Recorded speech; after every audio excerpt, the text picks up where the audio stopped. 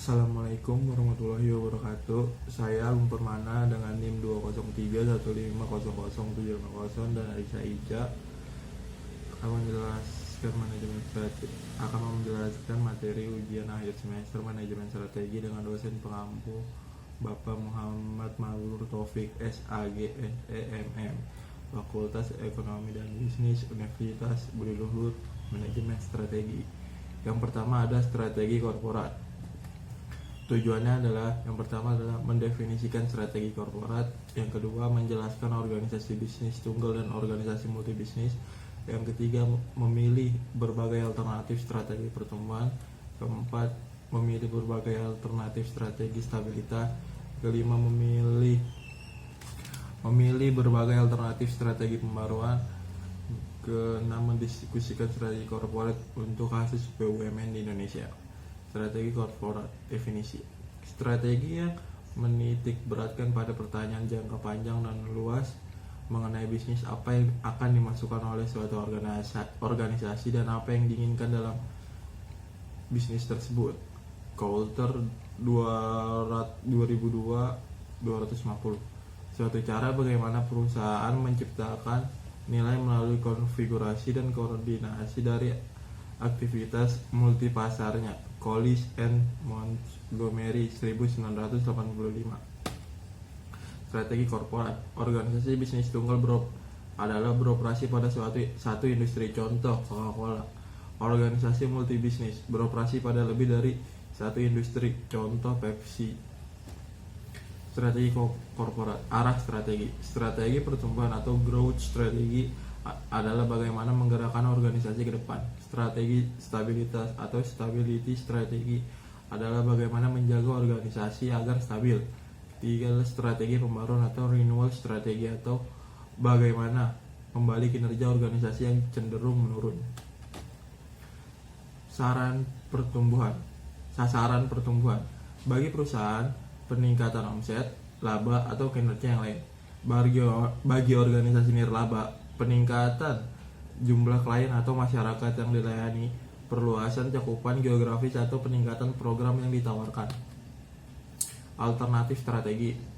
Yang pertama ada strategi konsentrasi, yang kedua ada strategi integrasi vertikal, yang ketiga ada strategi integrasi horizontal, yang keempat ada strategi diversifikasi, yang kelima ada strategi internasional. Integrasi vertikal. Strategi integrasi vertikal adalah usaha perusahaan untuk memperoleh kendali terhadap inputnya atau backward, terhadap outputnya atau forward, atau keduanya. Kelebihannya adalah mengurangi biaya penjualan dan pembelian, memperbaiki koordinasi antar fungsi dan kapabilitas melindungi hak kepemilikan terhadap teknologi. Kekurangannya adalah mengurangi fleksibilitas, kesulitan dalam mengintegrasikan bermacam operasi, beban finansial ketika memulai usaha atau akuisisi. Strategi integrasi horizontal adalah memperluas operasi perusahaan dengan mengombinasikan perusahaannya dan perusahaan lain dalam industri yang sama dan melakukan hal yang sama dengannya, mempertahankan supplier dan distribusi. Dilakukan melalui merger atau perusahaan dalam industri yang sama. Strategi diversifikasi adalah strategi pertumbuhan sebuah korporasi di mana perusahaan memperluas operasionalnya dengan berpindah ke industri yang berbeda. Dua tipe diversifikasi. Diversifikasi terkait atau konsentrik. Contoh hotel, travel bureau. Tujuan dari strategi ini untuk sinergi. Diversifikasi tak terkait atau konglomerat atau sama dengan bermacam-macam. Tujuannya untuk menyebar risiko. Sama dengan jika pokok terancam maka akan ditopang cabang. Alasan diversifikasi. Faktor pendorong eksternal adalah adanya dorongan kesempatan yang lebih menjauh ke dalam dari luar perusahaan yang membawanya melakukan diversifikasi masuk ke bisnis baru. Faktor pendorong internal. Kondisi-kondisi di dalam perusahaan itu sendiri yang mendesaknya untuk melakukan diversifikasi. Strategi internasional. Keuntungan adalah mampu memperendah biaya operasi atau memberi jalan cara dengan menambahkan atau memperkuat pertumbuhan domestik, terus memberi kontribusi dalam mencapai skala ekonomi, lalu menjadi pesaing yang lebih kuat baik secara domestik maupun internasional. Kerugiannya adalah menghadapi risiko ekonomi, strategik, dan keuangan yang lebih besar, dan proses pengelola secara strategik menjadi penuh tantangan dan lebih kompleks. Implementasi merger transaksi yang sah di mana dua atau lebih perusahaan menggabungkan operasionalnya melalui bursa saham, namun hanya tinggal satu entitas perusahaan yang masih ada. Akuisisi, pembelian secara sekaligus suatu perusahaan oleh perusahaan lagi.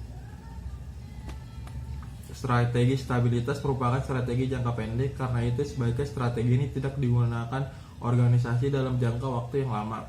Strategi stabilitas memberikan organisasi waktu istirahat dan mempersiapkan diri kembali untuk menghadapi persaingan ke depan.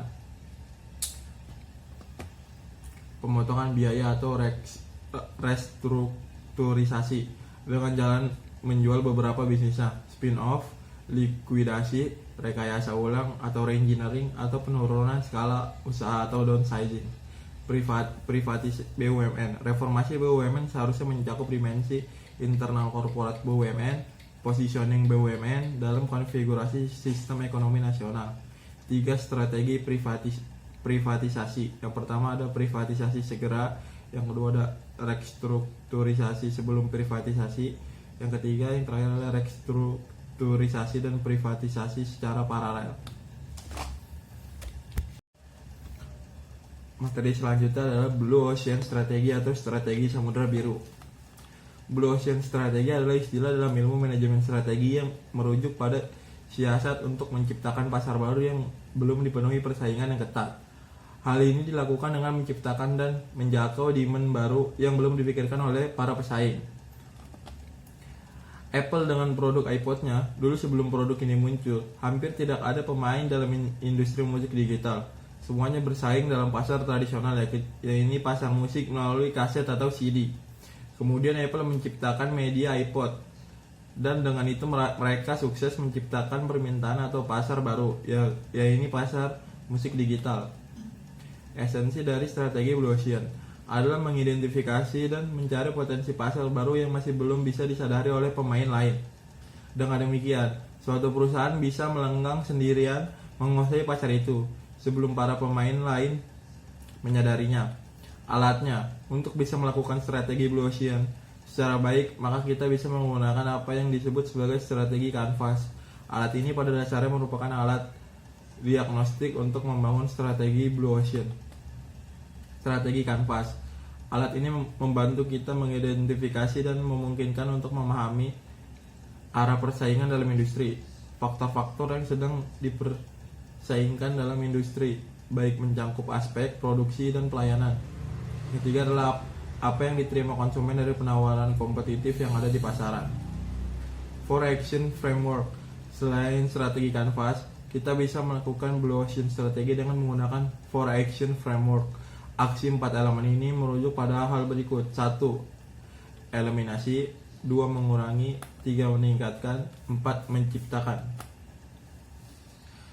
Prinsip formula strategi. Yang pertama adalah merubah batas market, menciptakan market space baru atau biar memudahkan pencarian. 2. Fokus pada big picture atau planning. 3. Menjangkau di luar market demand yang ada atau pengembangan. 4. Strategi sequence yang benar atau pembentukan bisnis model. Selanjutnya ada prinsip eksekusi. Yang pertama, atasi hambatan di dalam organisasi. Yang kedua, satukan eksekusi dalam strategi. Red Ocean Strategi versus Blue Ocean Strategi. Red Ocean Strategi adalah berfokus pada bersaing pada market space yang sama,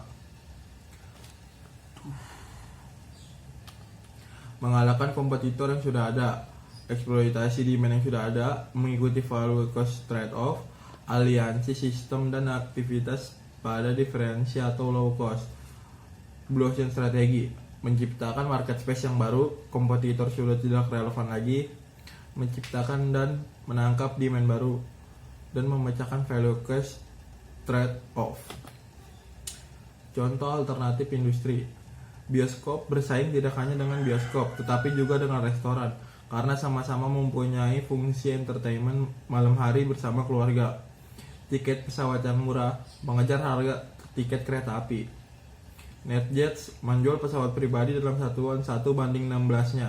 Private jet sharing menjadi alternatif membeli pesawat yang mahal dan naik pesawat komersial biasa. iMode Docomo merupakan alternatif atas wireless internet dan handphone. Contoh strategic group. Toyota menciptakan Lexus untuk luxury model mobilnya, melepaskan diri dari grup kelas tengah pembeli mobil membidik kelas atas. Swatch sebagai arloji asli Swiss membidik market lain dibanding arloji Swiss lainnya. Curves adalah health club yang khusus untuk wanita, murah dan praktis dengan lokasi di luar pusat kota. Porsche dengan mobil mahalnya masuk pada Boxster yang dijual setengah harga Porsche lain dan membuat SUV untuk market yang lainnya. Contoh scope of offering. Barnes and Noble, toko buku yang mempunyai kafe di dalamnya di mana orang dapat makan kecil, minum kopi sambil memilih dan membaca buku. Menggabungkan bioskop dengan pelayanan penitipan bayi akan memudahkan orang di negara barat supaya tidak perlu mencari babysitter selama menonton. Coffee shop yang mulai umum dalam menyediakan komputer untuk kebutuhan internet. Ruang tunggu di bandara udara menyediakan ahli pijat refleksi. Blue Ocean Strategy Summary. 1. Keluar dari persaingan Red Ocean yang berdarah-darah dan pindahlah pada Blue Ocean yang menguntungkan. 2. Fokus pada value innovation, peningkatan nilai tambah luar biasa pada pelanggan. 3. Keluar dari kebiasaan berpikir industri tersebut dengan menciptakan market space yang baru. 4. Gunakan strategi canvas dan 4 action framework untuk menciptakan value dan low cost secara bersamaan. 5. Pemikiran haruslah dari keuntungan pelanggan, baru ke harga, biaya, dan bagaimana mengadaptasikan keadaan yang dihadapi baik internal maupun eksternal. Demikian presentasi ujian semester dari saya, kurang lebihnya mohon maaf. Wassalamualaikum warahmatullahi wabarakatuh.